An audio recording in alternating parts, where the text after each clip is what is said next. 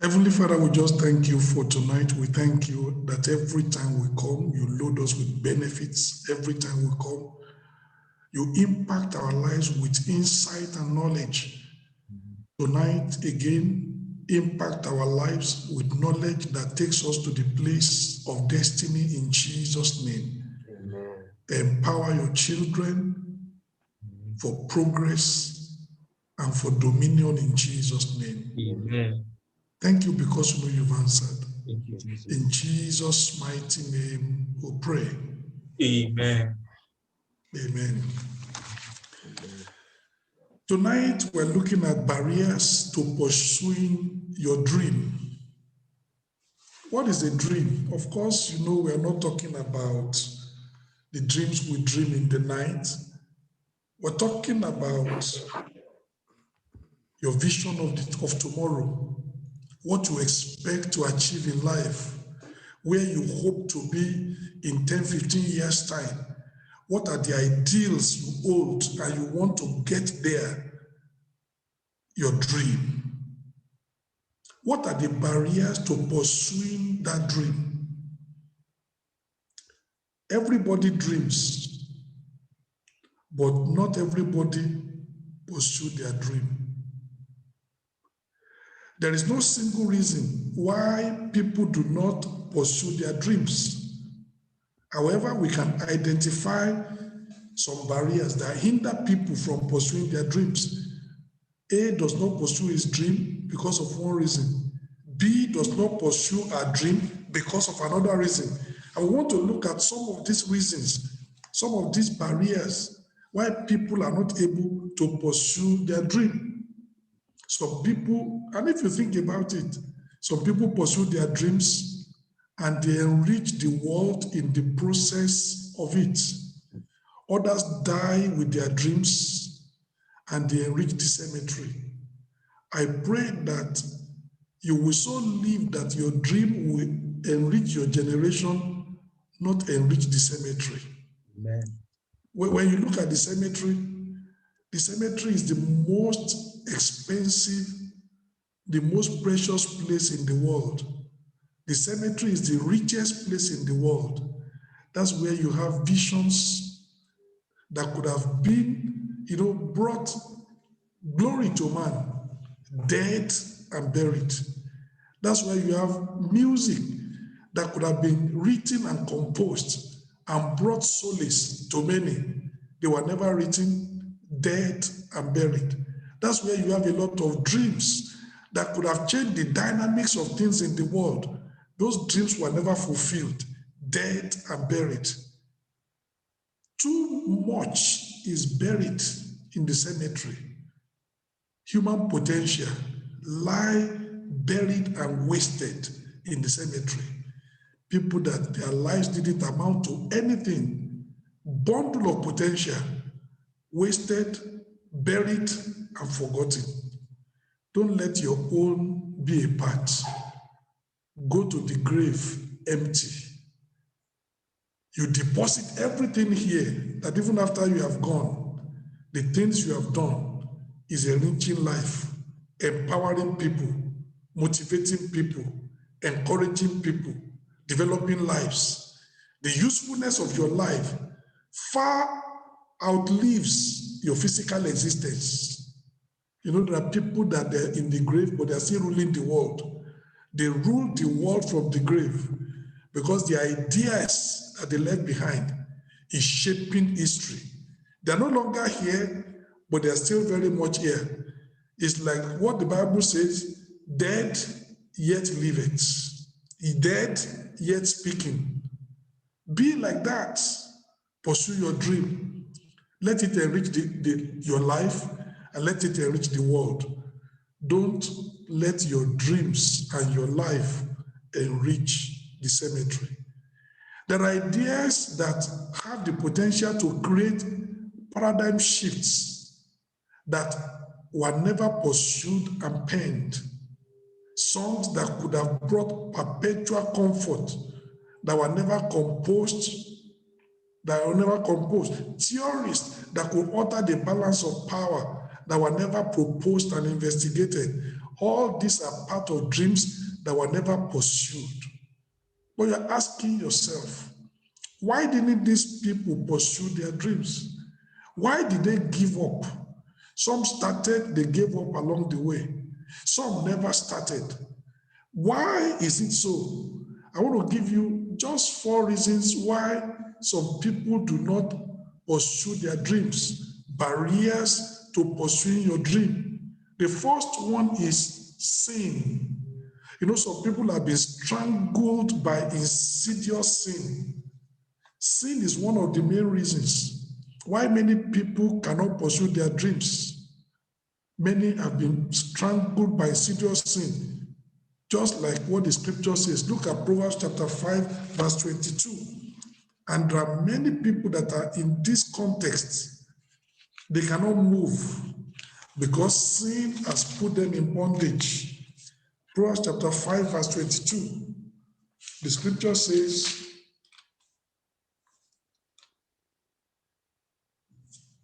his own iniquities shall take the wicked himself, and he shall be holding with the cords of his sins.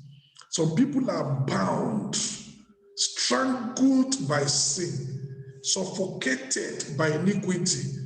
Their sin is like a rope around them that ties them, and they are not able to move. Sin has bound them. So it's important. Some people cannot pursue their dreams because of that. Proverbs chapter 14, verse 34. The Bible tells us there, Proverbs 14, 34, it says, righteousness exalts a nation, but sin is a reproach to any people. Righteousness exalts an individual, righteousness exalts a nation, but sin will always be a reproach.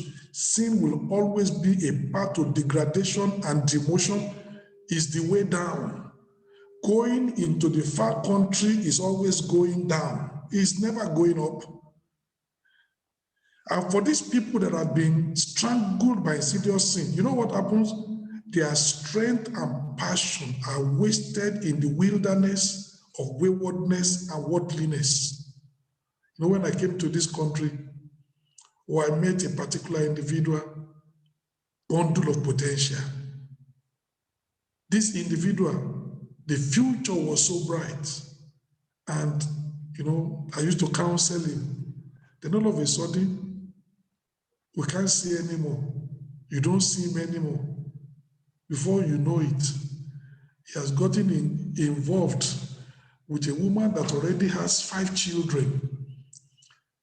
The children are almost as old as himself. The woman that is wanting a young individual that be vigorous. And anytime you see him, he's always weak because the woman never has enough. And all his strength, he can't think, he can't be creative, he has no strength. And you just wonder and say, this is a person with a lot of potential, getting involved in immorality, and now the morality has soaked him. And that's what happens to some people. You don't never get involved in fornication. It will ruin your life. It will blow you out. It will create a fog along your way. You will not be able to see where you are going. It will sap your strength. These people, their strength and passion are wasted in the wilderness of waywardness and worldliness. As a result, they have no strength or passion left to pursue their dream. Because dreams take strength, dreams take passion.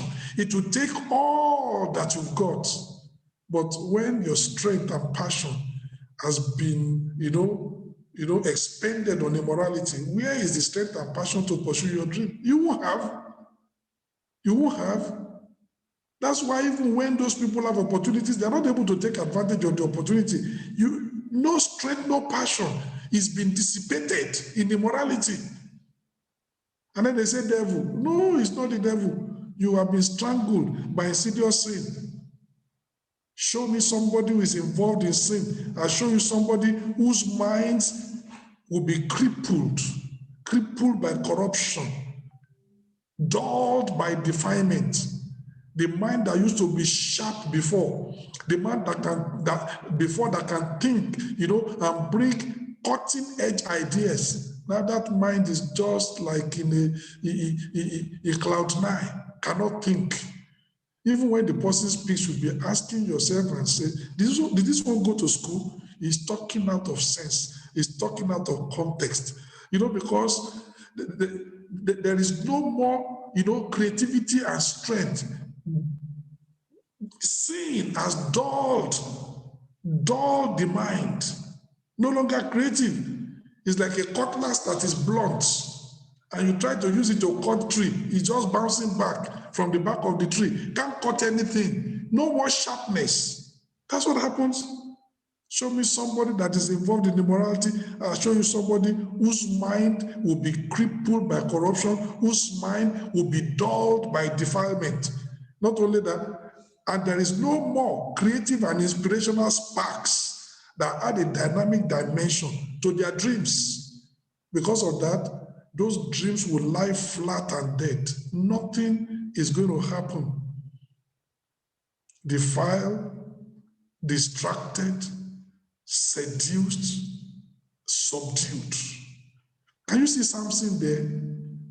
Samson is an example, was defiled, distracted from God's purpose for his life, seduced and subdued by, strange women. And Samson was a shadow of what he could have been. Samson could not pursue his dreams of being a liberating judge of Israel. Do you know that Samson's life is a tragedy? If you read the lives of all the judges, there was no judge as anointed as Samson.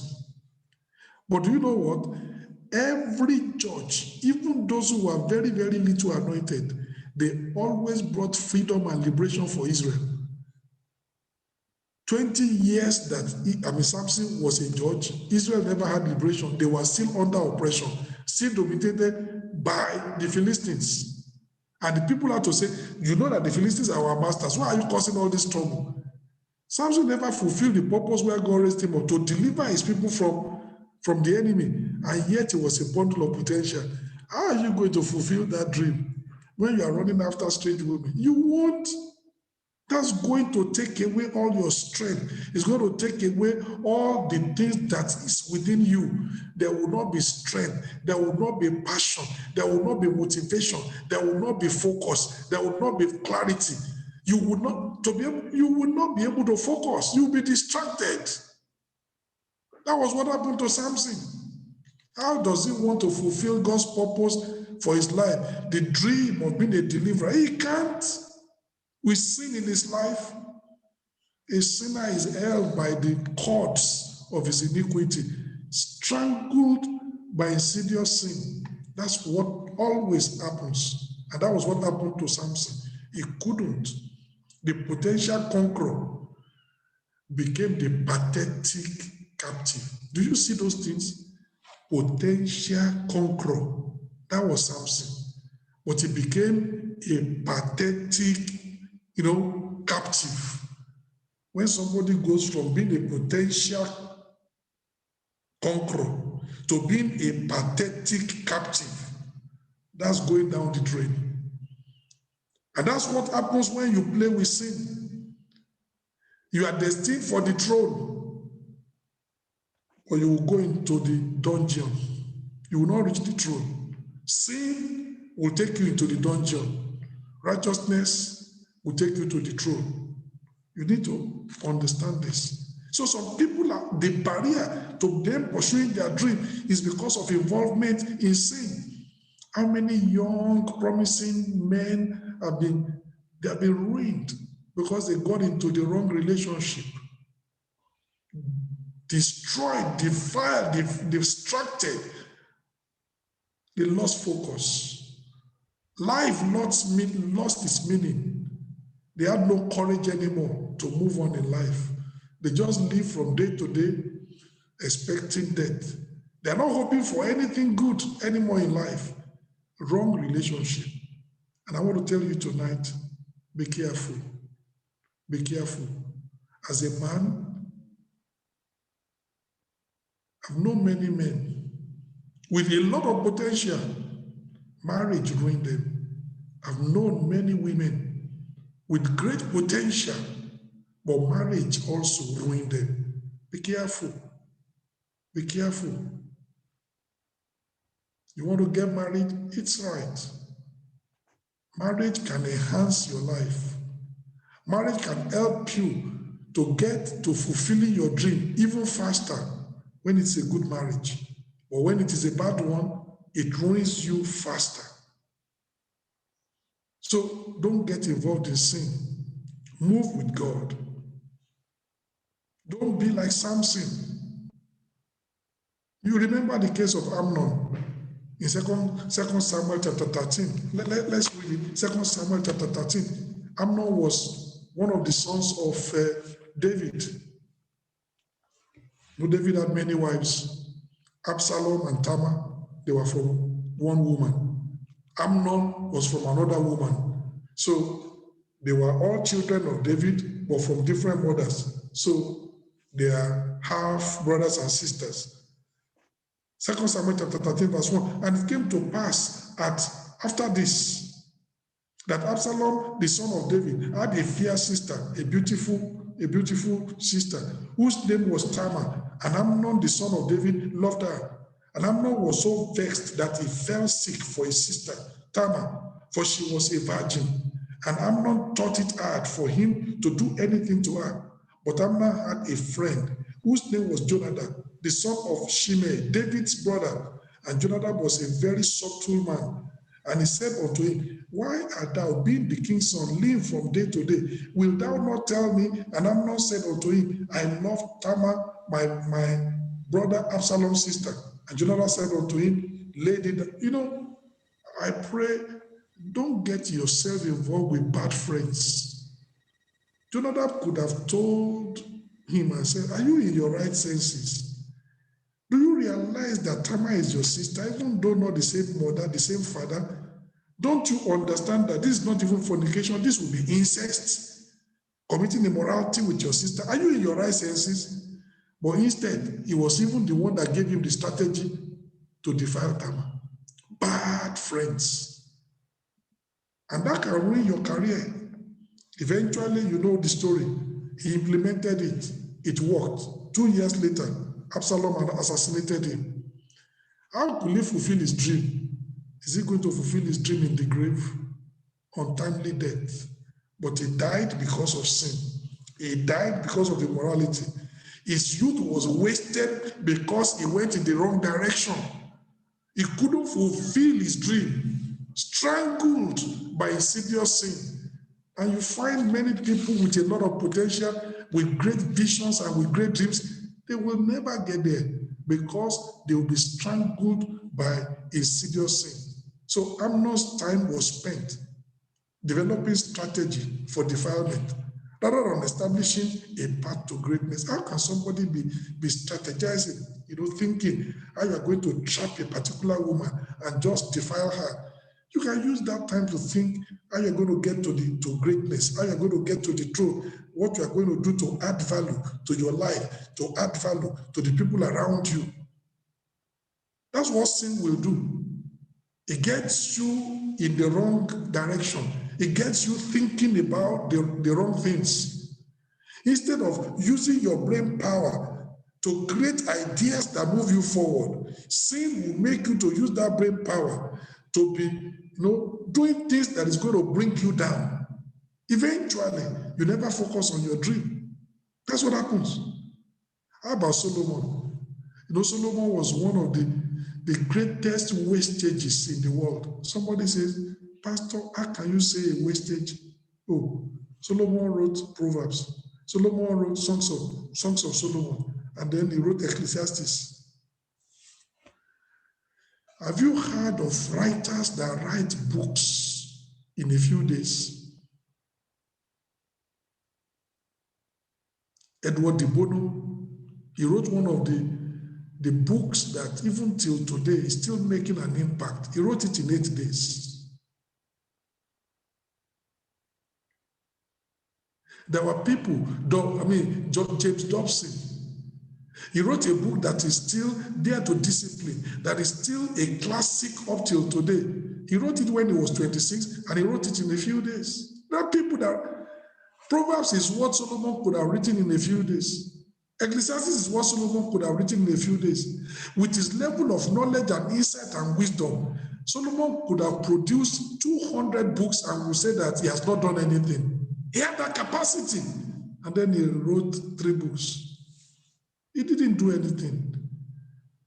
In comparison to his giftedness, in comparison to his endowment, in comparison to what God gave him, his output was a shadow of what it could have been. And think about it. How could Solomon produce 300 wives, 700 concubines? Each one wanted his attention. Solomon is not an angel. 24 hours of the day you have is 24 hours of the day that I have. Even some of us that are married to only one wife, sometimes you don't have enough time even to attend to that one woman. Your wife will tell you, please, I just need about 30 minutes of your time. You don't even have that 30 minutes. Solomon had 1,000. Ask me how he was managing. When we get to heaven, maybe we'll be asking. How do you want to have time for good things? He can't. He won't. Where is the time? This one is pushing you from the right. This one is demanding this from the left. That one is speaking from over there, and you have neglected me. Only this one you are looking at. Solomon is just busy, busy doing all those things.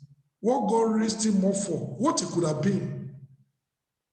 If Solomon really achieved what God wanted him to achieve, in every nation, in every school, in Solomon's books we should be studying.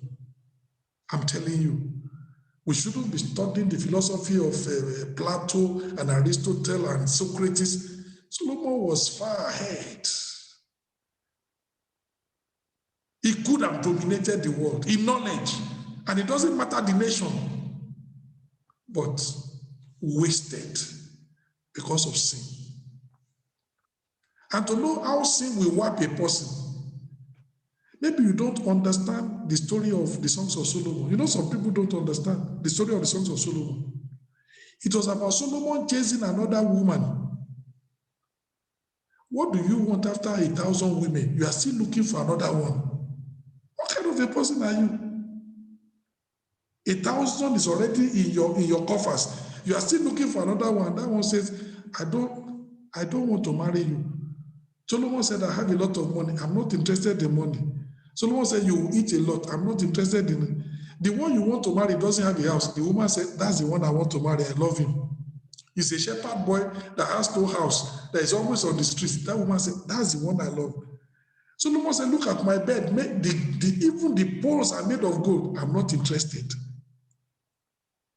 That's why Solomon said, you can't understand love. What are you looking for after 1,000?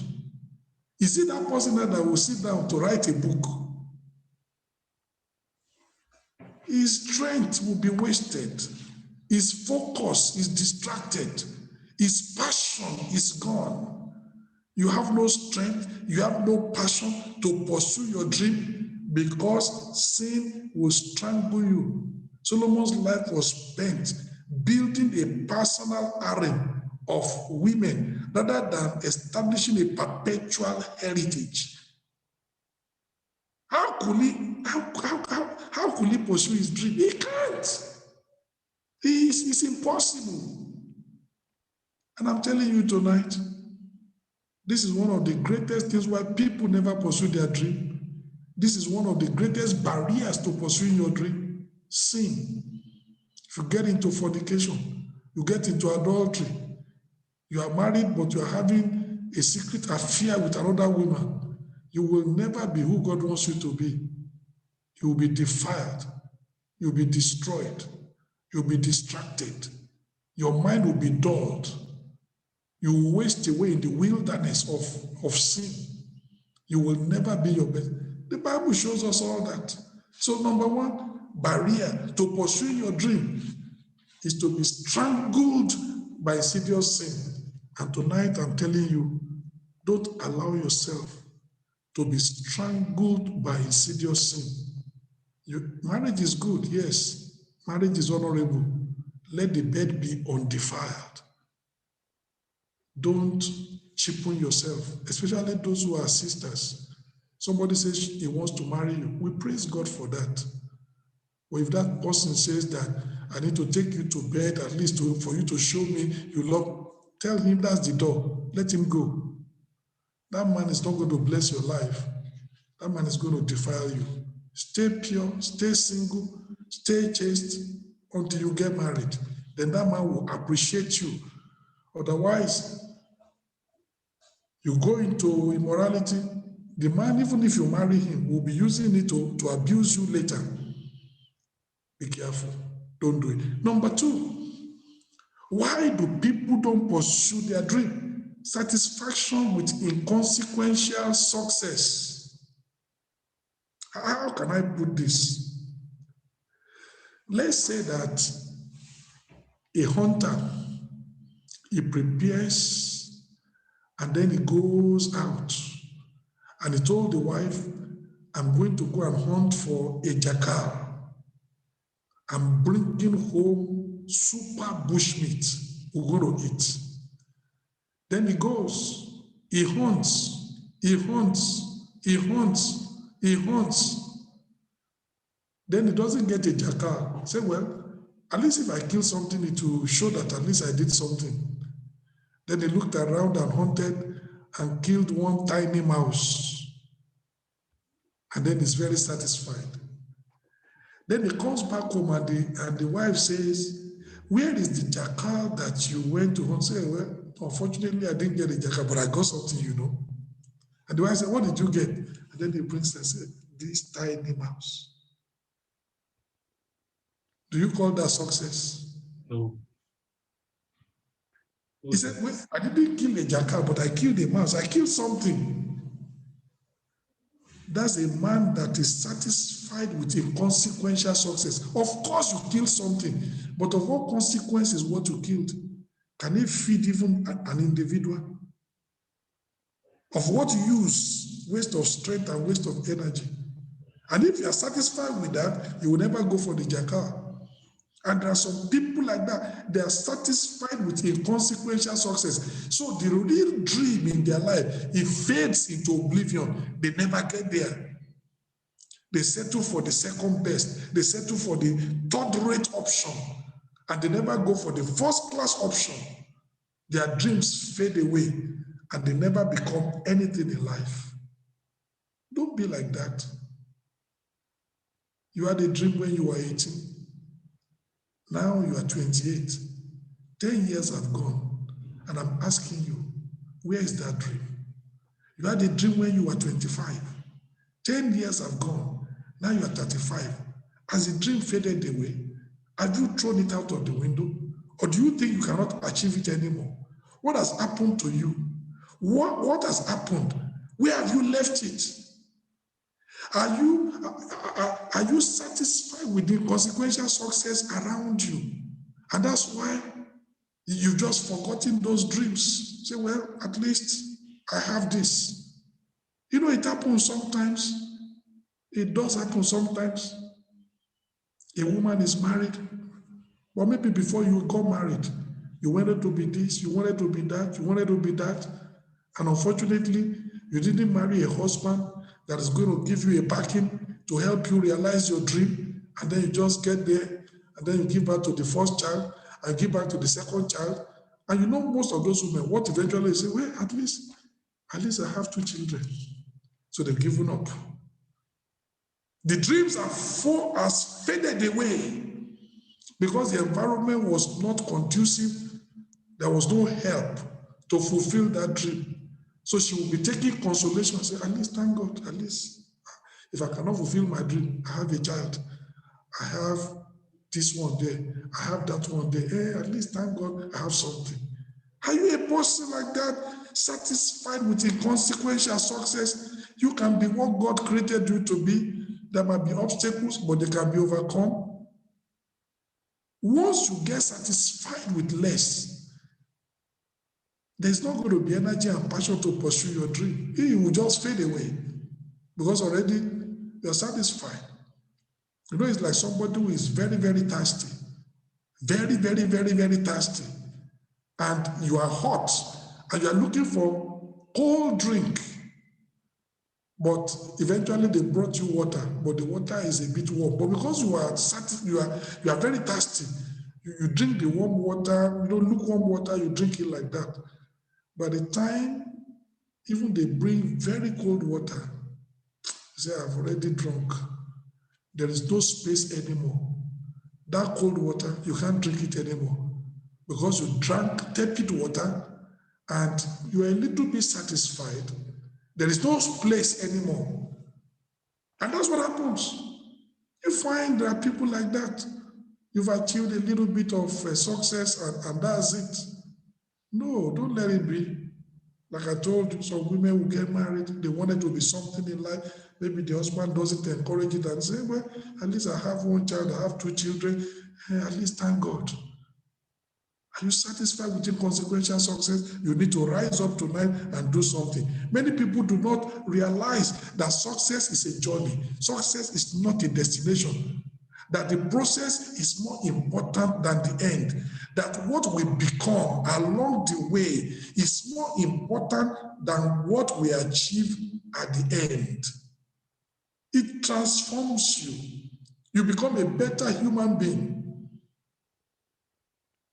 The defective understanding of success always makes people to rest on their oars.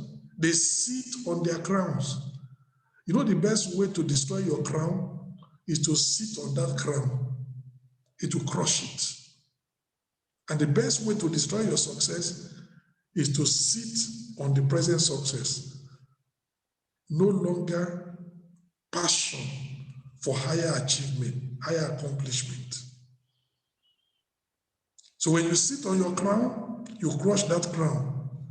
It makes people to be satisfied with the status quo. Those not satisfied with the status quo, like Gideon and Elisha, they passionately pursue their dreams. No matter what you want to give Elisha, he's not interested. The dream of the double portion.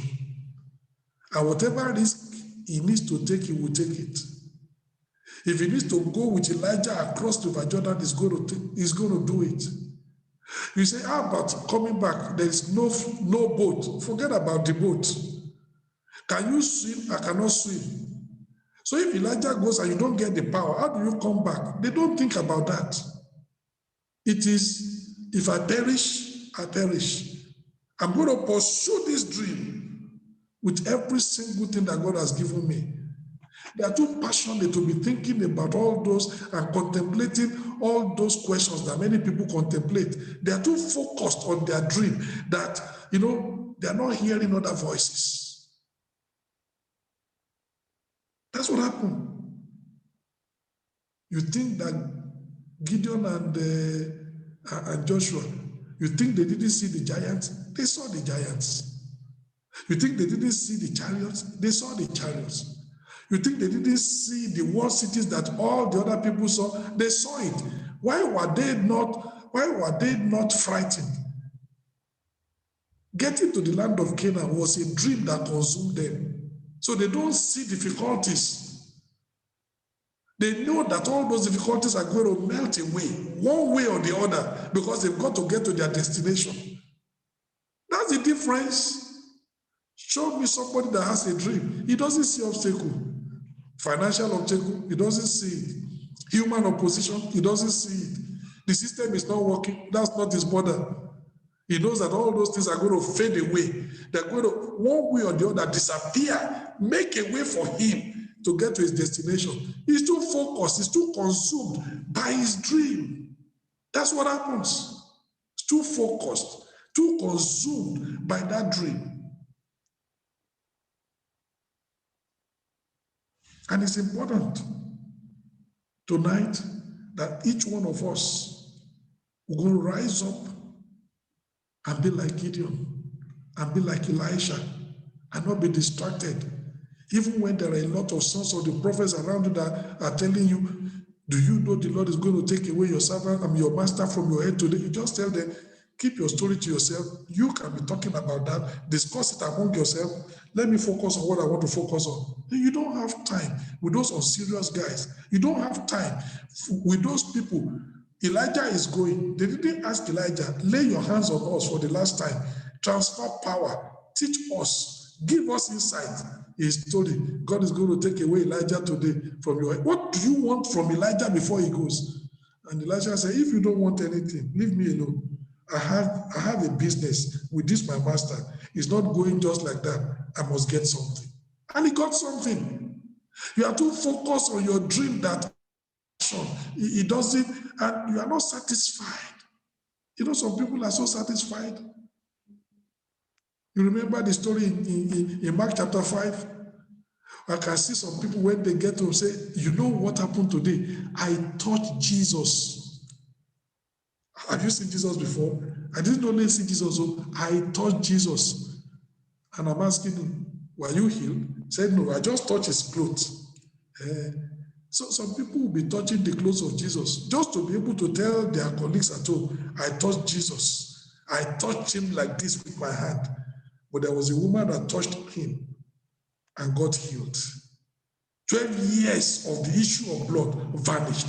Those are people with a dream. People with it's not just to be able to carry story around, I touched Jesus. When you touch Jesus, what did he do in your life? Sicknesses vanish away. Miracles happen. A breakthrough happened.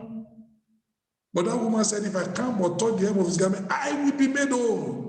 She had a dream of a healthy body, and she pursued it with all her strength, going from doctor to doctor, doctor to doctor, for many years, until eventually she found a solution. That's a dream. So it is important. Once you get satisfied with inconsequential success, your original dreams fades into thin air. It will never be anything.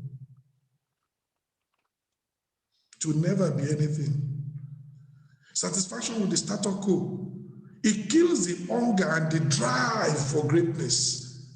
That's what it does. It will kill your hunger. It will kill your drive. It will kill your passion. It will kill your motivation for greatness.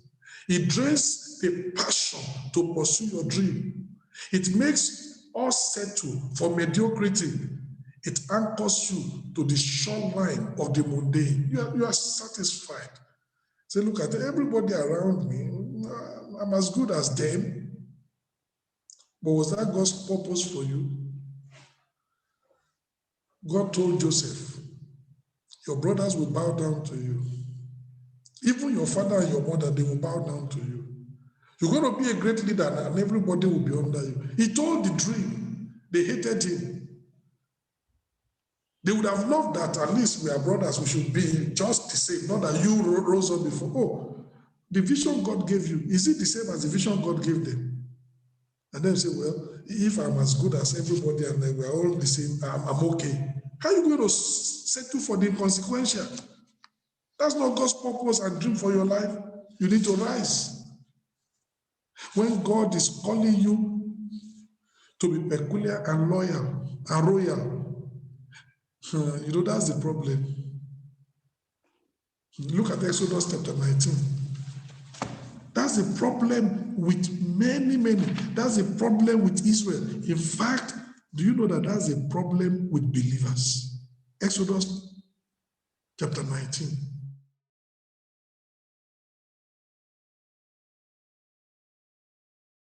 You and me. But the question is, are we satisfied with the inconsequential? Exodus 19 verse 4. It says, ye have seen what I did unto the Egyptians, and how I bear you on eagle's wings and brought you unto myself.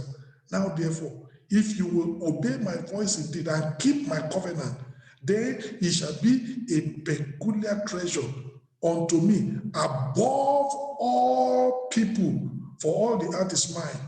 And ye shall be unto me a kingdom of priests and an holy nation. These are the words which thou shalt speak unto the children of Israel. This is the passage that Peter quoted in 1 Peter chapter 2. in verse 9, that you are a royal priesthood, a holy nation, a peculiar people, a chosen generation, is here. But you know, God wanted Israel to be a peculiar nation, but they didn't want to. When they wanted the king, as at the time they wanted the king, you know what? God was their king. But they said no. God said, other people have visible kings, but you have an invisible king. Other people have limited kings, but you have an unlimited king. Other people have, mortal kings, but you have an immortal king. But Israel said, no, we want to be like other nations. We don't want this invisible, immortal, unlimited God to be our king. We want a king like all the other nations. And God was sad. Settling for mediocrity. Is that not what is happening today? God wants us Christians to be a peculiar people, to be a royal priesthood, to be a holy nation, to be a chosen generation. But we want to be like the world. We want to settle down to be like the world. God is saying, no, I'm raising you up, to a higher level. But we say, no. Just let's be like everybody else. That's the problem. It's a problem in the church. And that's why many of us are not achieving the dreams that God has for us, because we are settling for the mundane. We are settling for the mediocre. We are settling for the inconsequential. We are settling for the things that never make an impact. We are settling for things that they are not going to matter. In another 10 years, the things that will not make any lasting impact. That's what we are settling for. But we say, but that's how my neighbor lives. I don't want to live the way my neighbor lives. I want to leave an impact on this face of the earth before I go. If others are not interested, I am interested. Why are you going to make your neighbor your standard when the God of heaven is calling you into a higher calling? But once we get satisfied with the inconsequential, your dream dies. The passion to pursue that dream evaporates. The strength to pursue that dream vanishes away. That dream will never be fulfilled. And that's what is happening to many, many, many, many people. That's why they don't pursue their dream, because they are settled for the second best. They are satisfied with inconsequential success. But tonight I'm praying, if you're in that condition, you're going to rise up. And you're going to tear apart all those second-rate dreams that you have settled for, all those second-rate kind of living that you have settled for.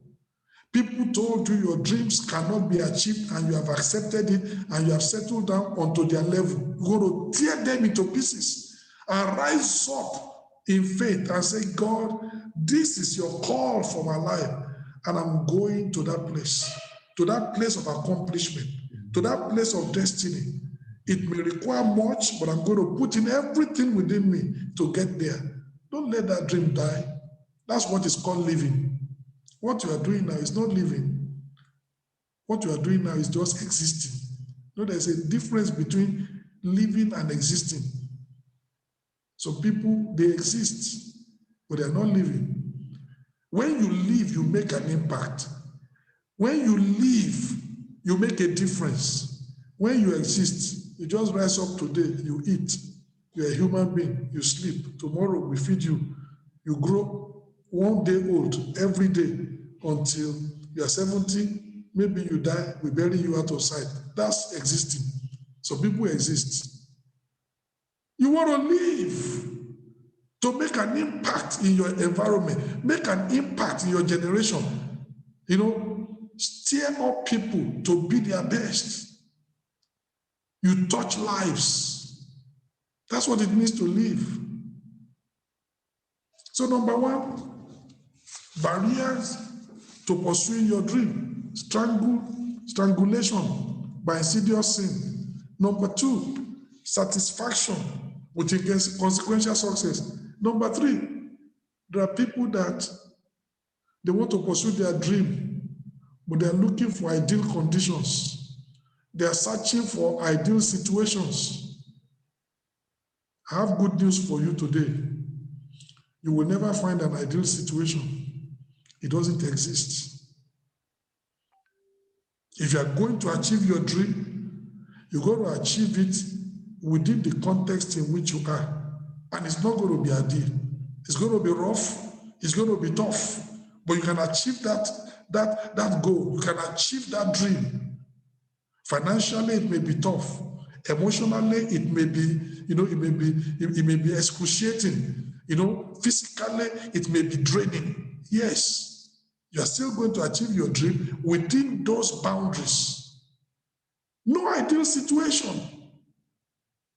So that's the source problems of some people. They are searching for ideal situations in which they are waiting for when the situation will get better, when the economy of the nation will get better, when the pandemic will be over.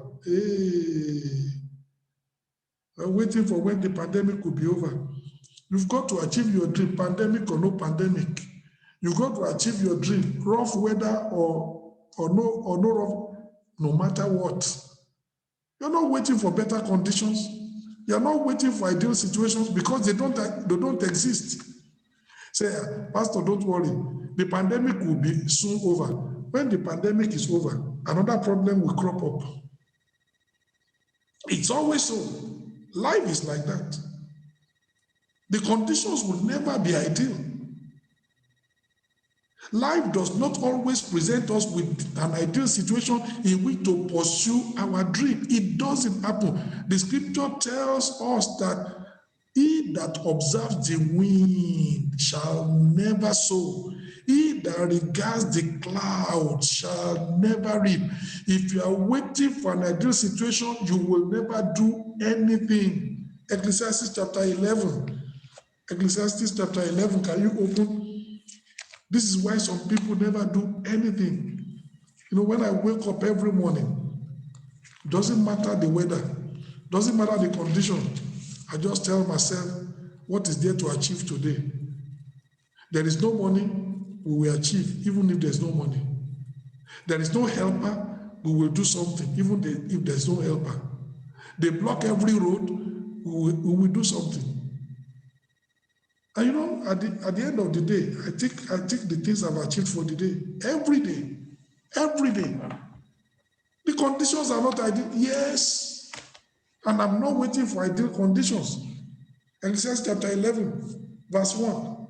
Cast thy bread upon the waters, for thou shalt find it after many days. Give a portion to 7, and also to 8. For thou knowest not what evil shall be upon the earth. There could be trouble, there could be turbulence, there could be everything, but keep on walking. Don't hope for, don't wait for best conditions. Verse 3, if the clouds be full of rain, they empty themselves upon the earth. And if the tree fall toward the south or toward the north, in the place where the tree falleth, there it shall be. He that observeth the wind shall not sow, and he that regardeth the clouds shall not reap. Very, very important. If you are waiting for good conditions, you will never do anything. You want, and when the wind goes, then I will sow. You may never sow. By the time the wind goes, planting season is over. We're already moving towards harvest.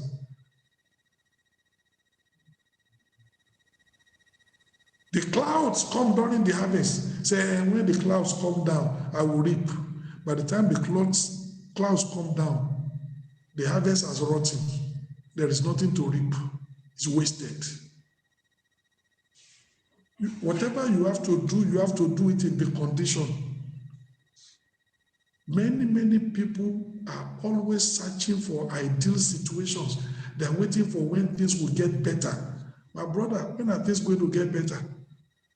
They're waiting for when things will be, more conducive. My sister, when are things going to be more conducive? You will never pursue your dream. Some people say, hey, I have some 2 daughters as at now. One is 3 years old. The other one is 5 years old. Even if I want to study, I can't study because they are noise. My sister, you can plan. Those children sleep. You plan in such a way that when they are sleeping, that's when you are studying for your online degree. You can do your master's. Even with those 2 kids at home, making so much noise and raising so much hell at home, you can do something. It's a case of planning. It's a case of, having a vision. But you say, I'm waiting. When they grow up and they go to university, my sister, you will never do anything. Because when they grow up and they go to university, the professor will phone you. Did you hear what your 18-year-old daughter did today? Panic in your heart. Even at 18, they are no longer creating the problems of babies, but now they are creating the problem of teenagers. So there are problems to be solved today. There are problems to be solved there. If you are waiting and you think when they grow up now, I will be free. Which free? You will solve baby problems today. You will solve teenager problems, in the next. You will never. You've got to do things around what you have. It's a delusion to think that things will improve, things will improve, things will improve. That's why some people have not done anything. They bought land. They want to build the land. They say, financially now, things are tough. I can't do anything.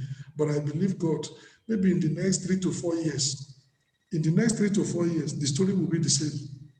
And then, 3 to 4 years, now things are getting better. I believe that, give me another 18 months. 18 months later, the story is the same. That land will be there for 12 years. You will never build it. You know why? You are waiting for an ideal situation. There is no ideal situation. If you are going to do something, you got to take it and do it. It's going to be rough. It's going to be tough. But that's what you do. So some people do not achieve their dreams because they are waiting for ideal situation. They are observing the wind before they can sow. They are regarding the clouds before they can reap. Let me tell you that there will always be contrary winds. There will always be unfavorable weather. There will always be confusing crossroads. There will always be naysayers. Things are not never going to be. However, you can still pursue your dream in spite of all this. That's why Paul said, shall tribulation, shall famine, shall peril of robbers, shall peril among the brethren, shall this, nakedness, things to come, things present, things on earth, things on that. Which one of these ones shall separate us from the love of Christ? Even in all these things, we are more than conquerors. Paul says, I'm going ahead. Rough weather, tough weather, I'm going ahead. I'm getting to my destiny, irrespective of all this. Don't search for ideal situations, my brother. Don't search for ideal situations, my sister. Can you look up? When I went to university, I wasn't the kind of person that should have gone to university. My parents didn't have money and things were tough. And when I was in the University of Ife, sometimes 2 days, no food. Sometimes 3 days, no food. And I'm not fasting. It's not that I'm fasting. There is no money for food. During our time, you know how much they sell a cup of gari? A cup of gari is 10 kobo. It was so cheap. Even that 10 kobo I don't have. Just to buy gari and soak and eat. I could have dropped out of the university, but I made up my mind. I'm going to get educated. I will die doing it. Hunger didn't kill me. At that time, there were girls at the University of Ife campus, girls that they are ready to sponsor you, give you money, give you food every day, if only you promise to marry them. I'm a Christian, I'm not going to do that. I'm not going to because of food, because of money, and then I will get into a wrong relationship. No, there are many of my mates that did that today. Some of them, they are married and divorced 3-4 times. Their life is a mess. But other people would have pulled out of the university. How can I be suffering like this 2 days, 3 days without food? But where would they be today? Don't search for ideal situations. It may be rough financially, it may be rough emotionally, it may be rough physically, but you can still achieve your dreams within those rough and tough conditions. Some people don't pursue their dreams because they are looking for the ideal situation. It doesn't exist. Our situations may be different, but ideal situation does not exist. It's just a delusion.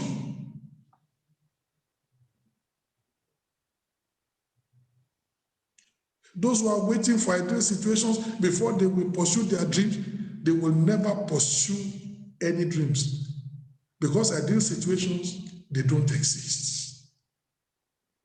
Oh, somebody says, Pastor, I don't have sufficient capital. Yes, but you can still achieve your dream. You know, somebody looked at Walt Disney. After Walt Disney has created the Disney World and created a lot of things, and the person looked at Walt Disney and said, wow, you are so rich. Walt Disney looked at him and said, yes, I'm so rich. That's why I owe the bank $4 billion. That's what he told that guy. The guy said, wow, look at the empire you have created. You are so rich. Walt Disney looked at him and said, yes, I'm so rich. That's why I owe the bank $4 billion. He created what he created, insufficient capital. He had to borrow money, but he realized his dream. He realized the Disney World is gone, but that Disney World is expanding, and many people are, it's bringing people enjoyment and fulfillment, at least on the entertainment level. It's left an impact in the world. Say insufficient capital, yes, even within that insufficient capital, you can achieve your dream. He said incomplete information. Yes, we don't wait until we get the full information. Life is about moving on in spite of uncertainty. You will never get all the incomplete information, and yet you need to make decisions. So we put together the information we have, and then we look at everything, the balance of things, and then we make decisions and we move on. You will never have incomplete information. Infrastructure. Some of us studied engineering, there were no labs. The labs were there, the equipments were not functioning. So what are you going to do? Well, we still grew up to be engineers. And then some of us will go and find how to practice somewhere else, how to get that practical experience. Inadequate infrastructure, that's the situation. These are possible, all these are possible, but they are unacceptable excuses for not pursuing your dream. They're excuses. Somebody said, I couldn't pursue my dream because I didn't have enough money. Useless excuse. I couldn't pursue my dream because I didn't have complete information. Useless excuse. I couldn't pursue my dream because, the infrastructure was run down. But some people are prospering, are coming up with that infrastructure, and they're achieving things. Never give those excuses. Their situation is not ideal, yes, but we can still be something. And I pray that this message is going to stir you up. It's going to make you to put aside every excuse why you have left that dream and you don't want to pursue it anymore. And the dream is growing dim by the day, and the dream is going distant every day. That dream is going to revive. A new fire will come within you, a new power and a new passion is going to come into you, and you're going to pursue in Jesus' name. Amen.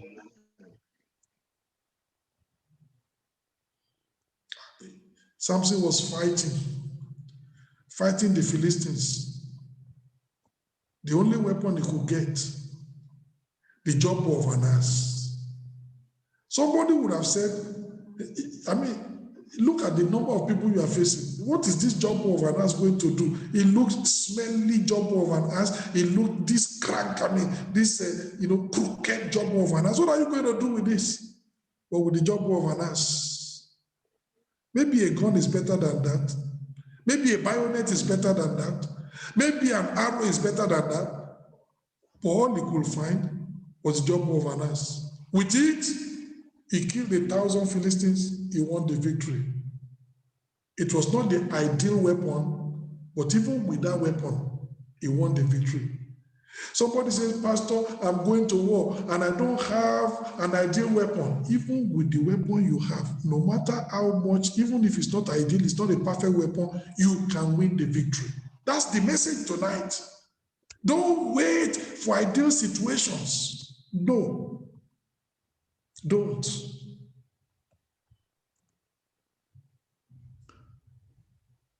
You know, many years ago, I told our brethren to start a church in Padova. And the brethren, because many were poor, they were sharing houses, and sometimes maybe in a 3-bedroom flat, you have about almost 7 people living inside, 2 in a room. Maybe even the owner is the one that is in the living room, like that. They put a bed there.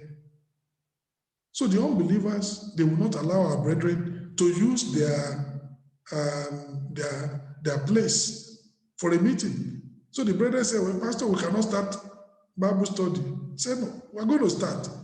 We don't have accommodation. I told them, is there a public park? They said, yes. All right, you organize yourself. Public park. 2, 3, 4, you gather, you do Bible study. That's how we did Bible study. Some people said, in Europe, yes, in Europe. Otherwise, you will never do anything. Today, we have 6 churches. It's a region. From that single church that started in the garden, in the public park, where people, from that Bible study, today we have 6 churches. It's a whole region. Some people are waiting. The ideal situation is for us to have a place, then we can pay, we can do this, but you will never have. Many years ago, Emilia Romagna, we didn't have a place because things were tough. And then the brethren found one abandoned house in the bush somewhere, and then they cleaned up the place. We used lantern. In Europe, yes, 1995, lantern. There's no toilet. If nature takes you, you get into the bush, you do whatever you want to do. Somebody says in Europe, yes. But today in Emilia Romagna is a whole region. That's how we started. Today, they have more than 10 churches, thriving churches, but that's how we started. If you wait for an ideal situation, when we get a place that we can rent, and we will do this, and we will do this, you will never do anything. You will be a shadow of what you could have been. Don't you see Jesus? Didn't Jesus do conference in the wilderness? 5,000 people, no supermarket where they can buy lunch. They were with him for 3 days. It was not the best of condition. If it rained, it will rain on them. Where is bed? In the wilderness. Where are they going to sleep? It was rough. If our Lord did that, we can do that. Jesus didn't wait for the ideal condition. He just did it anyhow. He preached using a boat. People were on the seashore. He preached in their houses. He preached in the temple. Anywhere he saw them, he preached.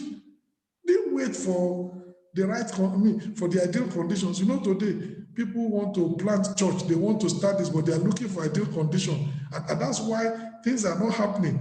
And they say, well, we're in Europe, there are nice ways of doing things in Europe. My brother, go ahead. Do things the right way they do things in Europe. After 20 years, if you establish one church, I praise God for you. We can't move on. We can't wait for ideal condition. It does not exist. As rough as it is, we move on like that.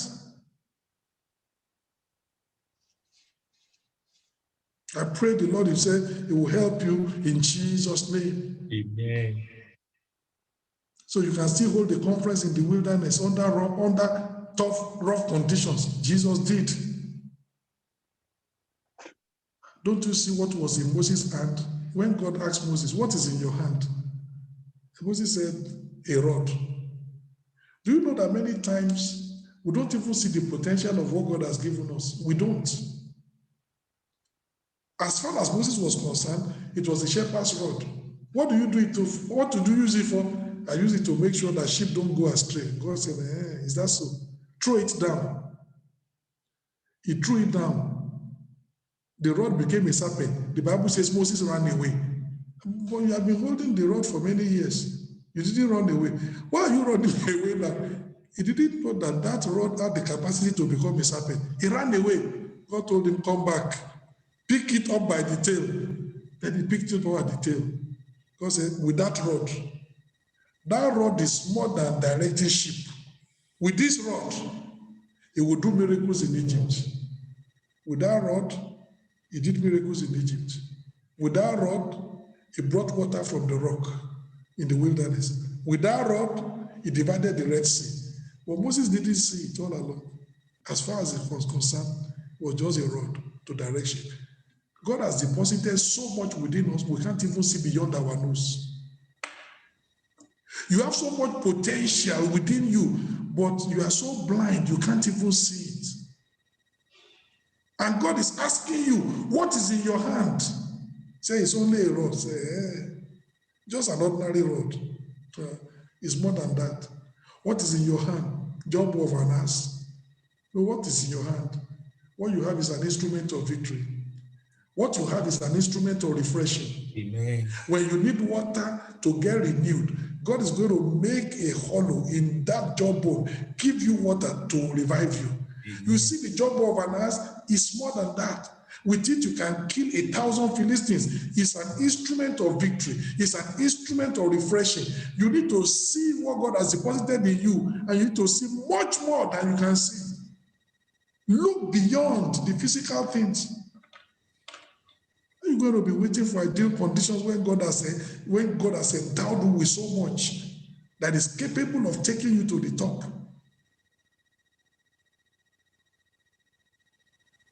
With the shepherd's rod, Moses changed the balance of power in Egypt. Even the king knew this is a powerful man. Skill and resourcefulness can compensate for lack of an ideal situation. Let me show you. 2 Samuel chapter 23, because it's important. 2 Samuel chapter 23. You say the situation is not ideal. There are things that can compensate for lack of an ideal situation. You can train yourself, your skill, your resourcefulness. 2 Samuel 23. Let me read to you from verse 20. It says, and Benaiah, the son of Jehoiada, the son of a valiant man of Kabzeel, who had done many acts, he slew 2 lion-like men of Moab. He went down also and slew a lion in the midst of a pit in time of snow. Verse 21, and he slew an Egyptian, a goodly man. And the Egyptian had a spear in his hand, but he went down to him with a staff. And he plucked the spear out of the Egyptian's hand and slew him with his own spear. This man was in warfare. Your enemy is far more equipped. Deadly weapon, spear in the hand of the enemy, and all you have is a piece of wood. But the Bible says, with that piece of wood, he was able to take the spear out of the hand of that individual, and he killed him with his own spear. That's skill. Skill and resourcefulness can compensate for lack of an ideal situation, and you can still triumph even in that situation. And that's what you need to do. That's what you need to do.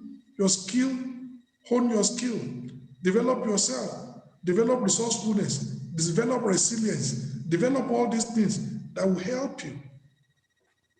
Very, very important. So skill and resourcefulness can compensate for lack of an ideal situation. And many times we're not going to have ideal situations.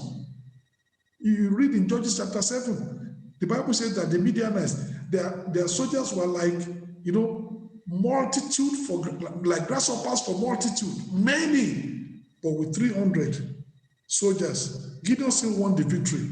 Skill, resourcefulness, God empowering you.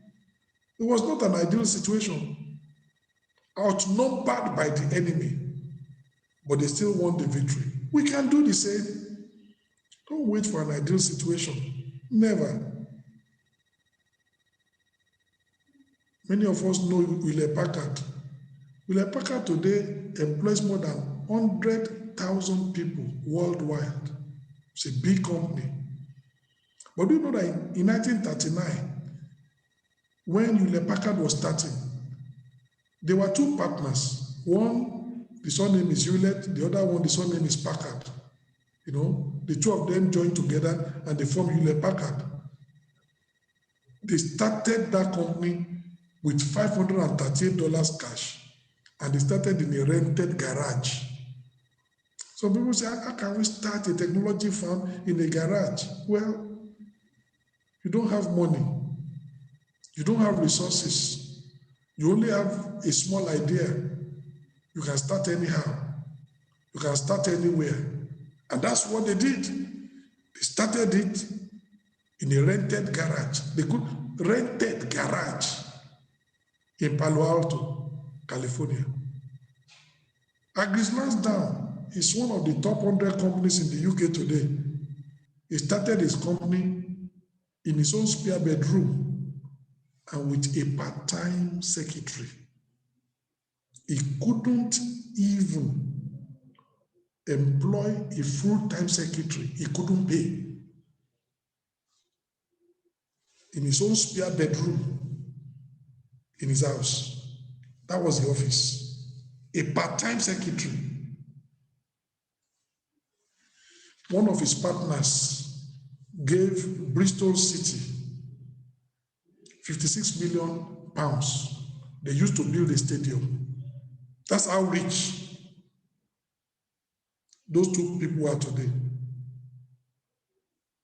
His company, that company, is one of the top 100 companies in the UK today. But that's how they started. In his own house, with one employee, part-time. Or it's a multi-billion company today. You can't be searching for ideal situations. You have an idea, you have a goal, you have a dream, you have a vision. Pursue it. Even pursue it now. You say, Pastor, the situation is not ideal. I know, but pursue your dream. Say, Pastor, there's insufficient capital. Pursue your dream. Say, Pastor, not only that, incomplete information. Pursue your dream. Inadequate infrastructure, it is not relevant. I don't have somebody to help me. I am just struggling. Pursue your dream. Stop searching for ideal situations. They don't exist. All the top companies you see today, if you go and read their history and you see how they started, you will be stunned. Everybody is talking about Facebook today. Go and read the history of Facebook. There was a time that he slept where he was working because there was no money. It's like a kind of a garage. They program, they eat there, they sleep there. It was rough. And today he's a multi-billionaire, yes, but go and read the history. They never waited for ideal situations. They just take the bull by the horns and do what they needed to do. And their dreams are coming true. And here we are believers. And we are waiting for the wind before we will sow. And we're waiting for the clouds to clear before we reap. And by the time the cloud clears, the harvest has rotten. By the time the wind stops blowing, this planting season is already gone. We have lost time. We have lost opportunity. But tonight, I'm believing God. You are rising to a new challenge. Amen. You are going to tell God and say, God, enough is enough. Enough of waiting for ideal situations. Enough of observing the wind. Enough of observing the cloud. Enough is enough. I'm going to rise up and pursue my dream with all the strength you've given to me. And the last point, barriers to pursuing your dream, shying away from inevitable sacrifices. There is no dream that is easy to fulfill. The dream is going to take something out of you. It will take strength out of you. It will take energy out of you. Pursuing dream is going to take something out of you. The slothful man also desires to be a wealthy person, but the Bible says his hands refuse to labor. He will remain poor. He will remain poor. Because desire alone is not sufficient. He must work. But the Bible says his hands refuse to work. He doesn't want to pay the price to get to the place of wealth. He will remain poor. The diligent man becomes rich because he puts in the needed effort. That's why the Bible says, the hand of the diligent maketh rich. We cannot shy away from inevitable sacrifices. You must make some sacrifice. You must make some commitment. You must put in the effort that is required. To be able to get to the top, it requires you to pay the price. It's not cheap. It's not easy. You're going to do all that is required to get there. Great dreams are not easily achieved and attained without great sacrifices. Never. Many do not pursue their dreams because they are not ready to pay the price of achievement. That's why. When they look at the effort they are going to put, say, I don't think I can put that effort, so let the dream go. And the dream will die. They're not ready to pay the price of achievement, and therefore, they can't fulfill the dream. Sacrifices are inevitable. Sacrifices are indispensable in the achievement of great dreams. To shy from sacrifices and yet expect the fulfillment of the dream is to live in fool's paradise. It is tantamount to wanting to reap where you have not sown or bestowed any labor. It doesn't happen. The farmer that has not planted, he will be foolish to be expecting an harvest. The farmer that plants but refuses to water, he will be very foolish to be expecting a harvest. It is when you plant, you weed, you fertilize, you water, you nurture the plant, you cultivate it, you can hope to have an harvest. It takes effort. It takes some input. Although the grace of God was primary, many people, they talk grace, grace, grace. Yes, my brother, there is grace, and God will give you grace. Or you understand what Paul said? I labored more abundantly than they all. Yet not I, but the grace of God in me. The more the grace God gives you, the more the sacrifice you should be able to put in, so that grace will not go in vain. Paul received abundant grace and he put in abundant labor. Grace and sacrifice, they go together. When you see a believer that talks about grace and is lazy, talks about grace, there's no commitment, talks about grace, he doesn't want to walk. That's a false and cheap grace. The Bible grace that we know, the more the grace, the more the commitment. The more the grace, the more the labor.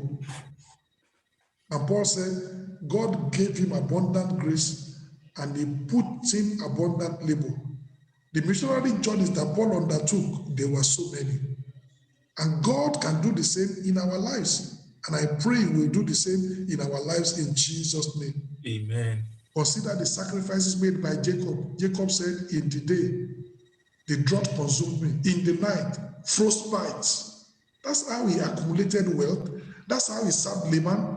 And when Laban was accusing him, he said, no, I worked for the money I earned.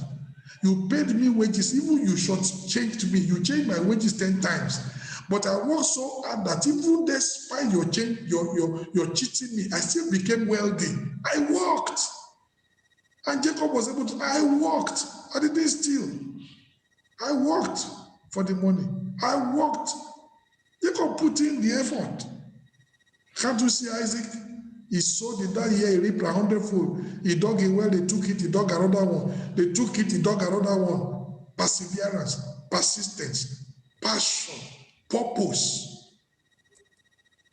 never giving up. This is how to achieve.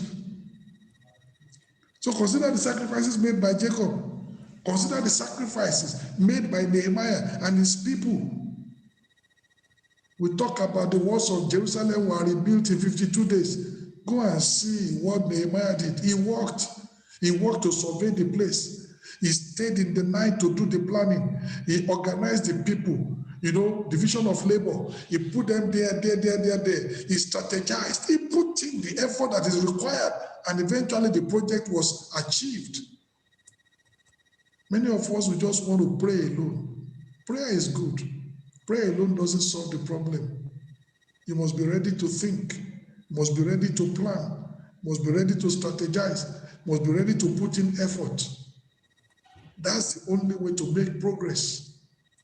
And I'm praying that tonight, because I know that there are some people on the platform tonight, you used to have great dreams, but those dreams, they are like harps that have been hung upon the willows. You have given up on them.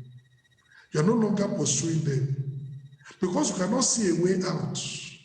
You are waiting for ideal situation. Drop it. You are shaking from inevitable sacrifices. Rise up and put in the effort that is required. You are satisfied with other little successes, other achievements that are lower than what you what originally intended.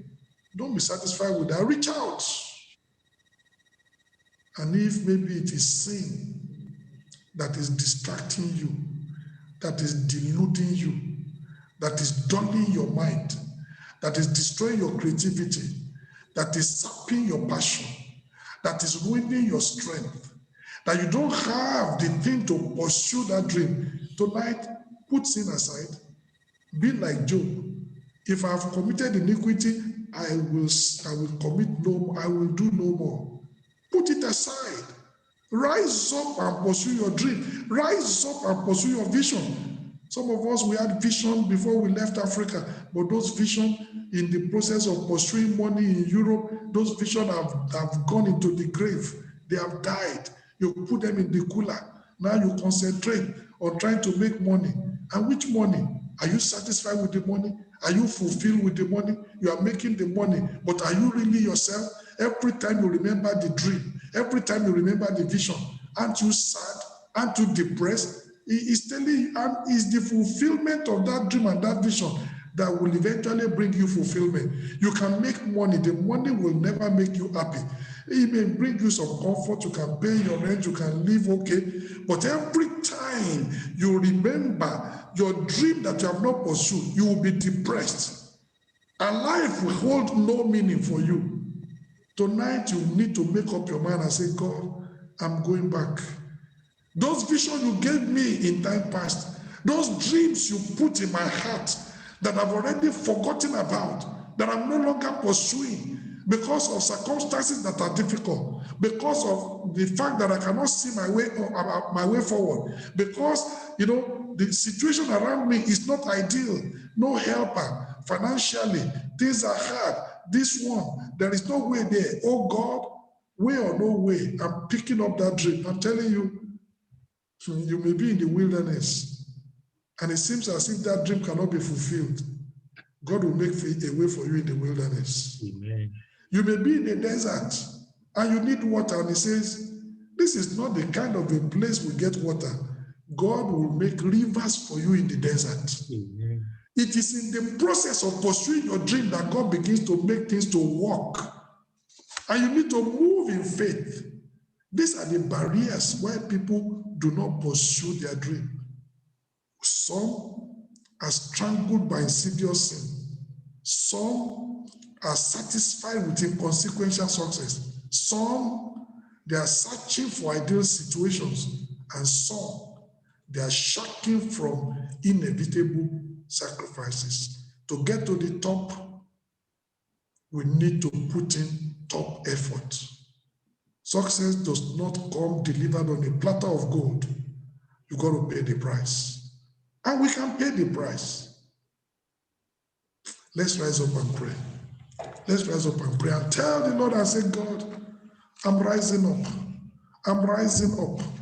I'm rising up. I'm rising up. Some of you are doing your MSc, maybe things are so difficult you want to abandon. Why are you abandoning it? You came all the way from Africa to come and finish, to come. When you are coming, you are bubbling and going to do an MSc. You are so happy. Why is it now that you want to abandon it? Because of difficulty. Pursue that dream. Pursue that vision. Realize that dream. Realize that vision. Rise up and pray and tell God and say, oh God, I'm going ahead. I'm not stopping halfway. I'm not going to be satisfied with inconsequential success. The dream you put in my heart, I'm going to find a way to fulfill that dream. You're going to cause me to have a breakthrough. And the Lord himself will do it. The Lord himself will do it. The Lord himself will do it. Don't let the dream die. Don't let the vision die. Don't let that thing that God has put in your heart, don't let it die. Rise up and do something. Rise up and pursue that dream. Rise up and pursue that dream. Don't let anything, ideal situation, it will never come, but you can still achieve your dream despite situations that are not ideal. Oh, I don't have enough finances. You can achieve the dream even if you don't have enough finances. Oh, whatever. You need to pray and say, God, tonight,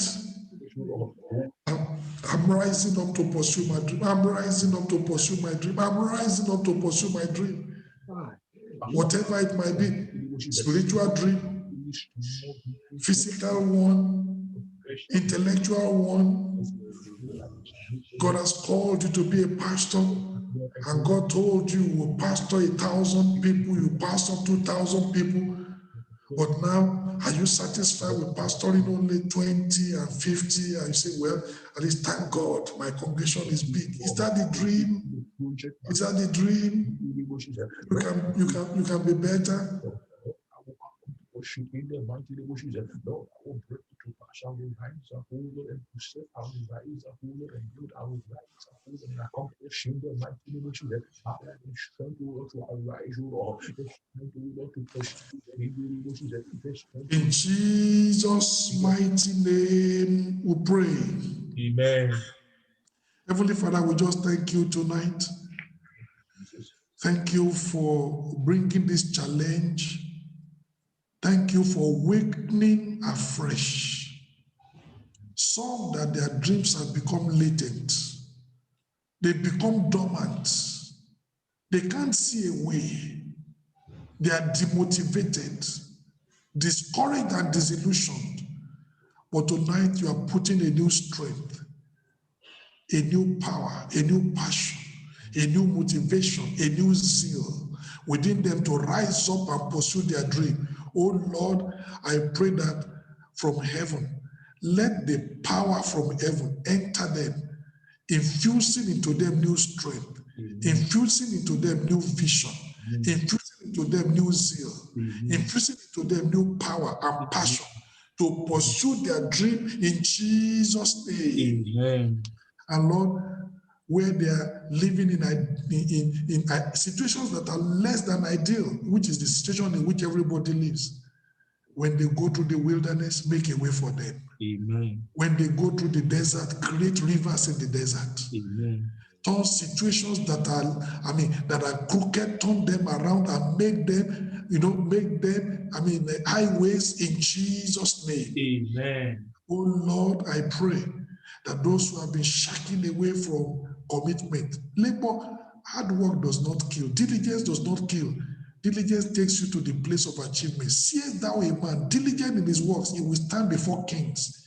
He will not be wasting time before mean men. Oh Lord, I pray, let them know that sacrifice and diligence is the way to get to the top. Amen. And they must be ready to put in the time, to put in the effort. Those who are studying for MSc, to burn the midnight oil, to study day and night until they make that degree, they make a success of it in Jesus' name. Amen. That none of our brethren will abandon their studies halfway in Jesus' name. Amen. You are never a God of half measures. You are never a God of abandoned project. I pray that every project that your children have started, you will give them all the resources that they need to complete it in Jesus' name. Amen. And the vision you have put within them that is already disappearing, already getting cloudy, already getting dormant. I pray that tonight those dreams, resurrect them once again and let them burn bright in Jesus' name. Amen. And Lord, everything that they have learned tonight, help our brethren, help everybody to put it into practice so that, Lord, we will pursue our dream. Every barrier to pursuing the dream, I pray that those barriers will crumble in Jesus' name. Amen. Thank you, Lord, because I know you've answered. In Jesus' mighty name, I pray. Amen. Amen.